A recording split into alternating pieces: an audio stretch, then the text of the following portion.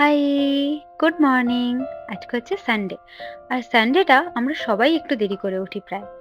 সকালবেলা ঘুম থেকে উঠেই আমার ডিউটির মধ্যে পড়ে এই বিছানা গোছানো আর ঘরটাকে একটুখানি গুছিয়ে রাখা। তাই ঝটফট করে নিজের বিছানা ভালো করে গুছিয়ে নিচ্ছি। আর ওইদিকে তো নিচে অ্যালার্ম বেজেই যাচ্ছে। মানে আমার মা আমাকে অনেকক্ষণ ধরে নিচ থেকে ডাকছে। তাই চটপট এই কাজগুলো সেরে নিচে চলে গেলাম ফ্রেশ হতে। আর এই লাড্ডুগুলো কালকে বাবাই এনেছিল গণেশ চতুর্থীর জন্য। আকাশের এই ঝলমলে রোদ আর মেঘ দেখে বোঝাই যাচ্ছে যে আর কিছুদিনের মধ্যেই মা আসছেন। সকালের এই চাটা ম্যান্ডেটরি। সকালের ঘুম কাটানোর জন্য তো বটেই, কিন্তু এই সকালে চায়ের কাপ হাতে নিয়ে মা আর আমি অনেক গল্প করি। তারপরেই মায়ের বকাঝকা খেয়ে চলে যাই চান করতে। চানের পরে এই সেলফ কেয়ার রুটিনটা আমি অন্য একটা ভিডিওতে শেয়ার করব। না, পূজা আসছে বলে নতুন ভাবে কিছু সেলফ কেয়ার করছি না। কেন জানি না এবার ইচ্ছাও করছে না। এই হচ্ছে আমার দুপুরের লাঞ্চ।